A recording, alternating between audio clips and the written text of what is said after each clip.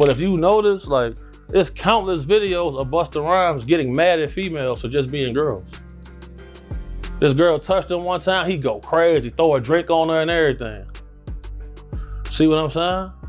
Like, what? Why you getting mad at females? You go to these guys, they in the club, go to their section.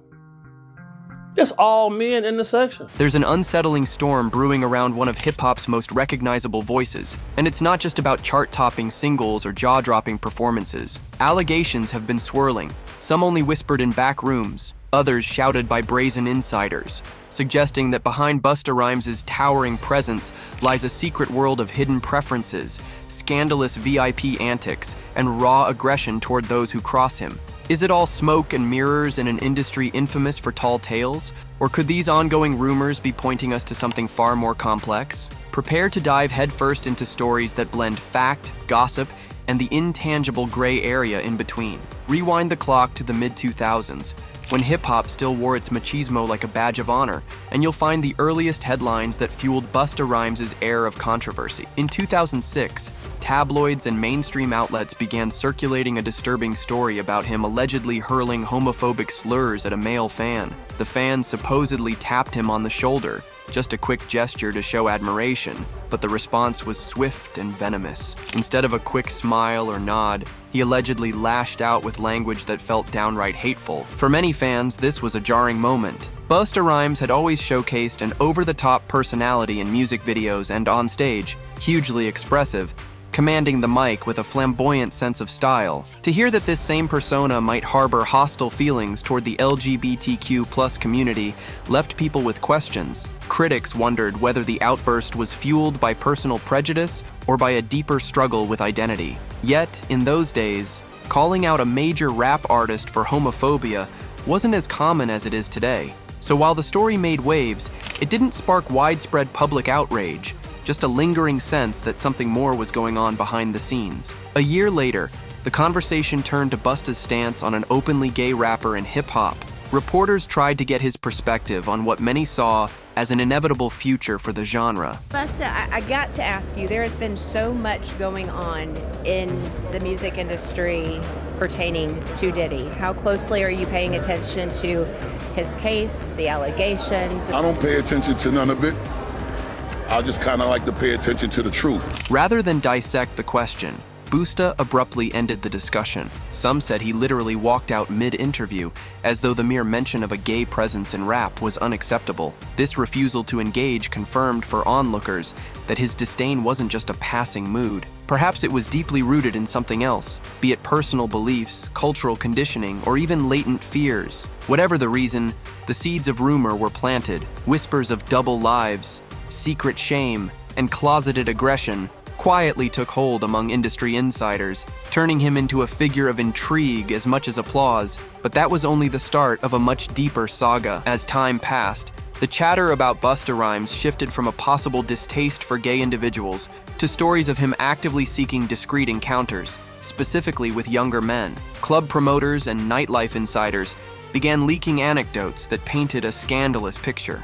The gist was always the same. Busta would show up at a club, and people in the know would scramble to find a particular type of man to invite into his private space. A handful of so-called witnesses claimed that if the men in question declined the offer, the vibe turned distinctly chilly, as if refusal wasn't something Busta was used to hearing. Where did these rumors come from? Often, it was security staff, former bodyguards, and even the occasional partygoer who described odd or uncomfortable situations. One ex-bodyguard in particular went on record saying that Busta had questionable requests, demanding a crew specifically hunt down good-looking, often very young men on the dance floor, then usher them into his VIP section. These accounts paint an image of a star with a powerful presence who might use intimidation to get what he wants. Granted, it could be a wild exaggeration.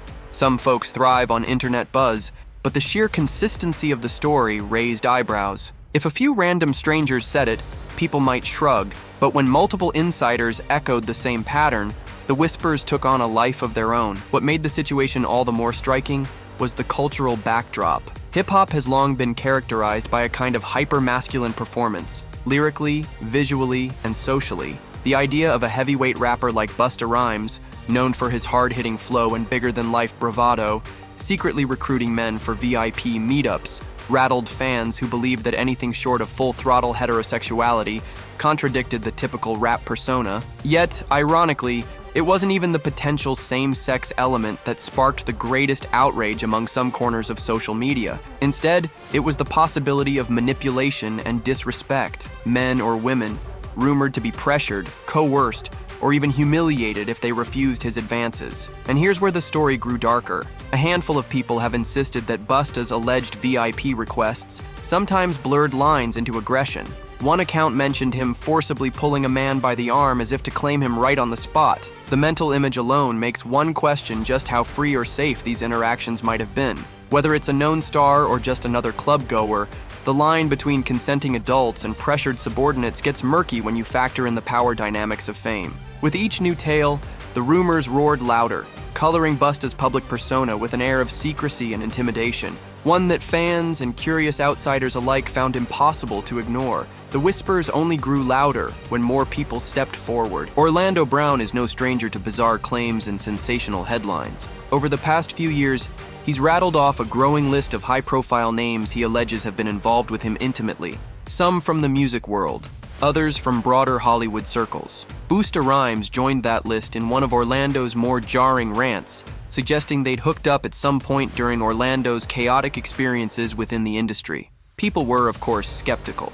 Orlando's known for his erratic behavior, public meltdowns, and an on-and-off history with substance use. His credibility isn't exactly bulletproof. He's told far-fetched tales about major stars like Diddy, Nick Cannon, and others, only to later contradict himself. Yet even as fans rolled their eyes, a handful began to question if he might be mixing truth with falsehood. Sometimes those who've lived on the fringe of the industry see it from angles that squeaky clean insiders never do. But even the wildest stories can hold fragments of truth. Wendy Williams has a legacy of stirring the pot in hip-hop. Back in the late 90s and early 2000s, she essentially made her name by calling out rappers, hinting that some of the most aggressive masculine figures were secretly living double lives. She wasn't just throwing random shade, she frequently claimed to have direct sources, and sometimes those sources were quite willing to go on air, even if they remained somewhat anonymous. Jaguar Wright, an R&B singer known for dropping unapologetic truth bombs, backed up Wendy's claims years later, confirming that Wendy kept a mental roster of homo thug rappers. Busta Rhymes' name came up more than once in these conversations. And it wasn't just about sexual preferences. These exposés suggested a pattern of aggression toward anyone who threatened to out them. If the rumors are to be believed, many of these men had zero qualms about using violence or intimidation to keep their secrets under wraps. As more voices joined the conversation, another familiar face entered the picture. Where Sean Diddy Combs enters, drama often follows. Wendy Williams famously insinuated that Diddy was part of that same down-low circle, a claim she doubled down on multiple times, even when it nearly cost her career opportunities. Some say Busta and Diddy's longtime friendship is no coincidence. Perhaps they simply shared the same circles, or maybe they connected over deeper, more discreet interests. Either way, sightings of them partying together throughout the years were common, and their bond was celebrated rather than scrutinized. That changed once accusations against Diddy snowballed, especially after Cassie's lawsuit, which added weight to rumors he'd been silencing people for years. Busta seemed to appear less frequently alongside Diddy in public. Those once regular glimpses of them casually hanging out became scarce. Whether that's a strategic move to avoid being tainted by association, or just two busy icons going separate ways is up for debate. But it wasn't just hush money that set tongues wagging. Some observers chalk up Busta's rumored blow-ups to typical tough guy rap posturing, an unfortunate but common trait in hip-hop's golden era. Yet, the repeated accounts of him lashing out at women, fans, and former employees paint a more complicated picture. Are these outbursts the result of deeply buried self-hate, or long-standing internal conflicts that manifest as rage? Or is he simply someone who doesn't tolerate what he perceives as disrespect? Court documents reveal charges spanning from assault to intimidating behavior. Each incident by itself might be explained away, tempers flaring in heated moments, but collectively, they hint at a pattern. When you add in the rumors of possible secret attractions, the stories of forcibly pulling men into VIP sections, and the alleged homophobia, critics see a tapestry of inconsistency.